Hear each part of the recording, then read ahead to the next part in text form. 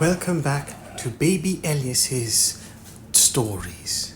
We return to Treasure Island by Robert Louis Stevenson. Part 2, The Sea Cook. Chapter 11, What I Heard in the Apple Barrel. "No, not I," said Silver.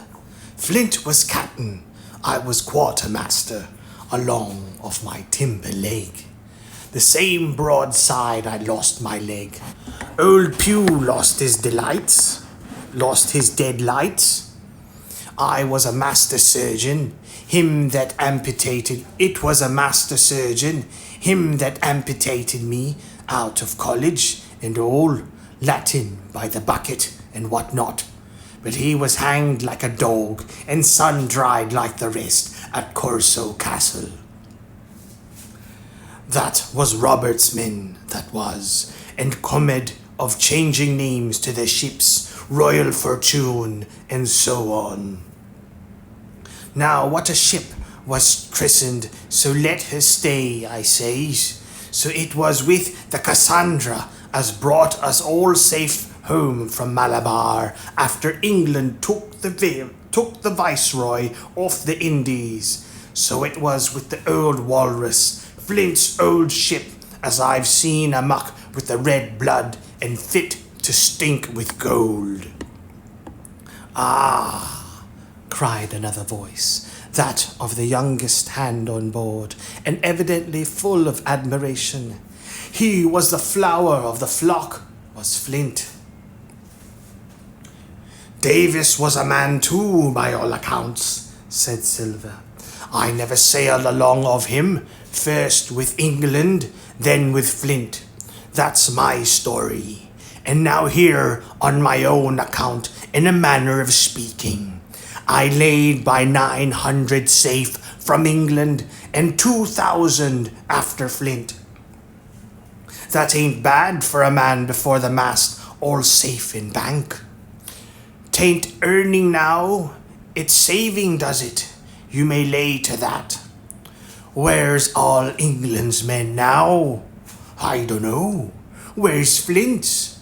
Why, most of 'em on board here and glad to get the duff, been begging before that, some on 'em. Old Pew has had lost his sights and might have thought shame, spends £1,200 in a year like a lord in Parliament.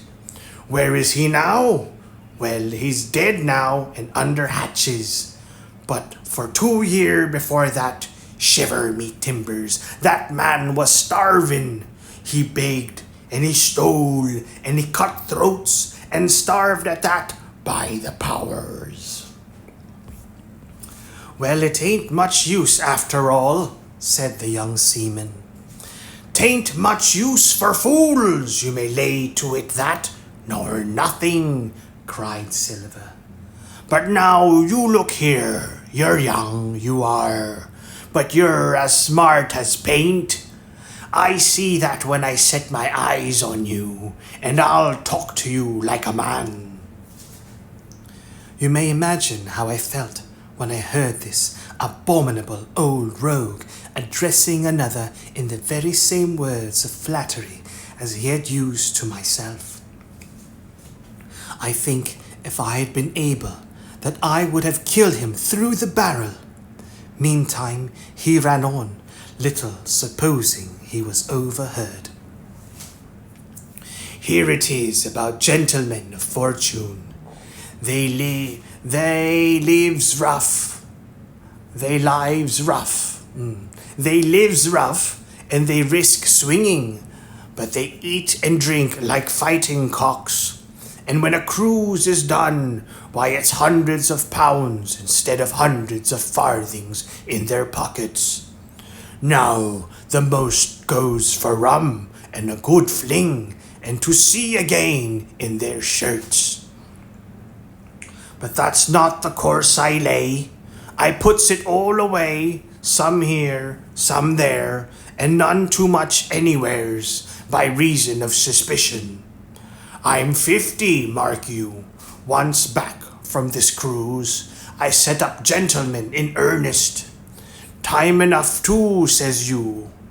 Ah, but I've lived easy in the meantime, never denied myself, oh nothing, heart desires, and slept soft and ate dainty all my days, but when at sea. And how did I begin? Before the mast, like you. Well, said the other, but all the other money's gone now, ain't it? You daren't show face in Bristol after this?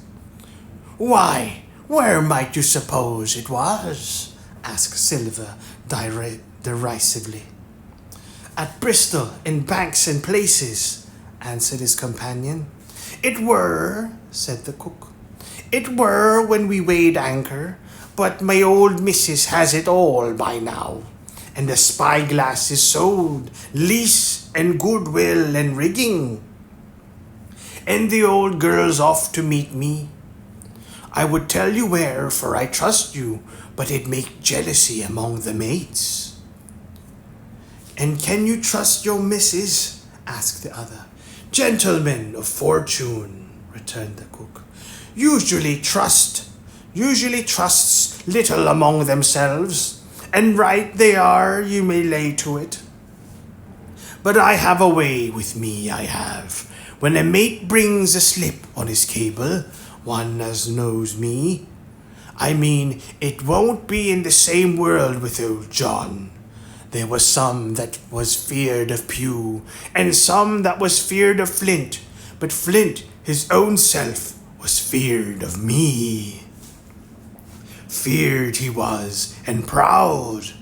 They was the roughest crew afloat, was Flint's. The devil himself would have been feared to go to sea with him.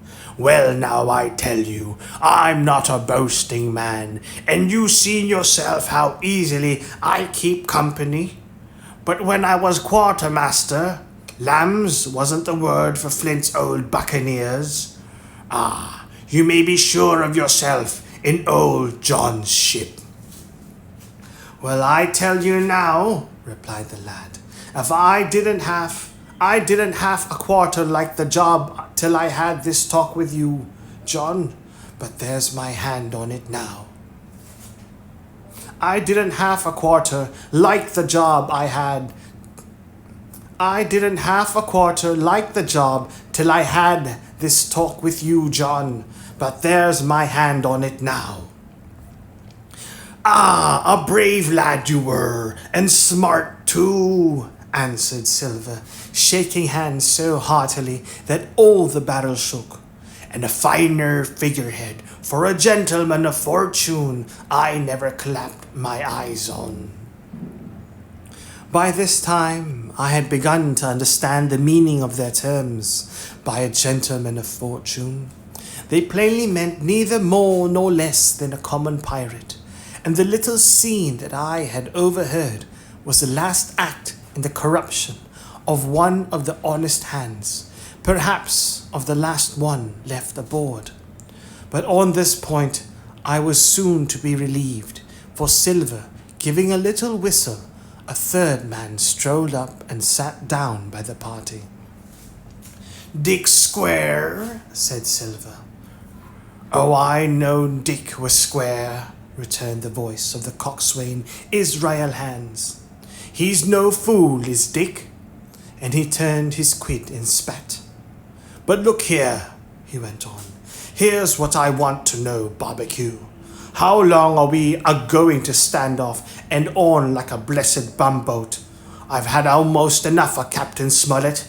He's hazed me long enough, by thunder. I want to go into that cabin, I do. I want their pickles and wines and that. Israel, said Silver, your head ain't much account, nor ever was. But you're able to hear, I reckon. Leastways, your ears is big enough.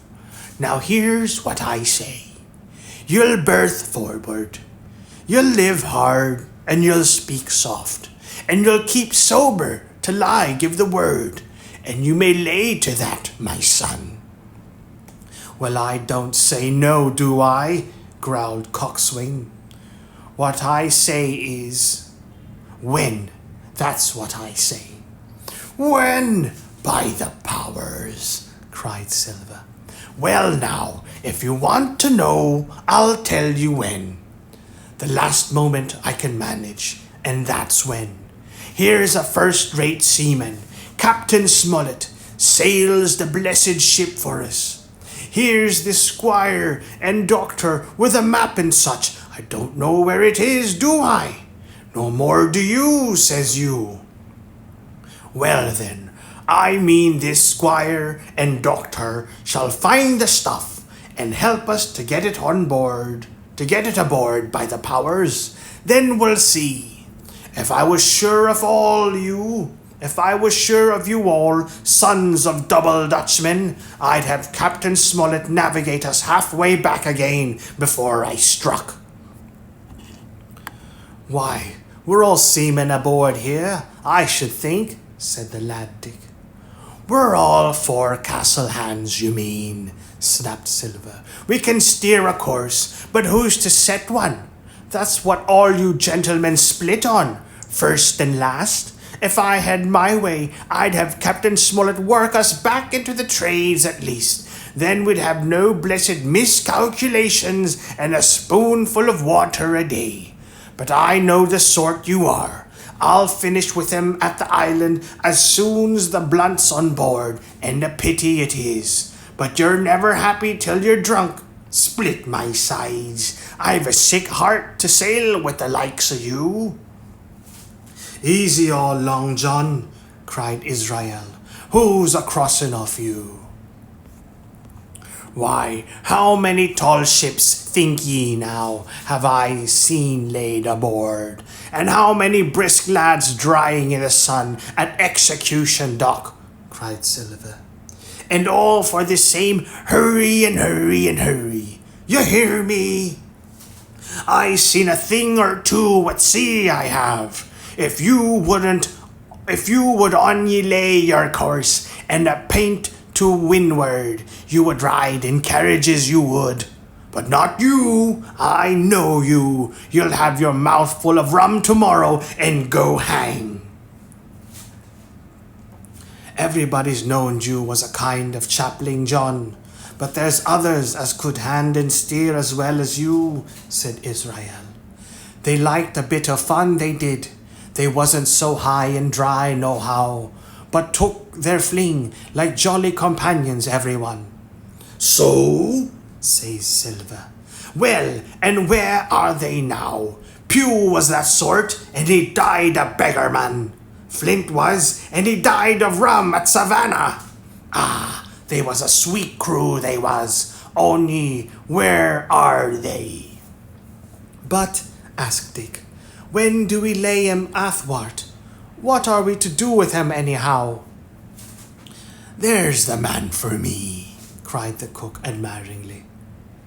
That's what I call business. Well, what would you think? Put him ashore like maroons? That would have been England's way. Or cut him down like that much pork? That would have been Flint's or Billy Bones's. Billy was the man for that, said Israel. Dead men don't bite, says he. Well, he's dead now, hisself. He knows the long and short on it now, and if ever a rough hand come to port, it was Billy. Right you are, said Silver. Rough and ready, but mark you here, I'm an easy man. I'm quite the gentleman, says you, but this time it's serious. Duty is duty, mates. Give my vote, death. I give my vote, death. When I'm in Parliament and riding on my coach, I don't want none of these sea lawyers in the cabin a-coming home unlooked for like the devil at prayers. Wait is what I say, but when the time comes, why, let her rip. John, cries the coxswain, you're a man. You'll say so, Israel, when you see, said Silver. Only one thing I claim Trelawney. I'll wring his calf's head off his body with these hands, Dick, he added, breaking off. You just jump up like a sweet lad and get me an apple to wet my pipe like. You may fancy the terror I was in. I should have leaped out and run for it. I should have leaped out and run for it if I had found the strength.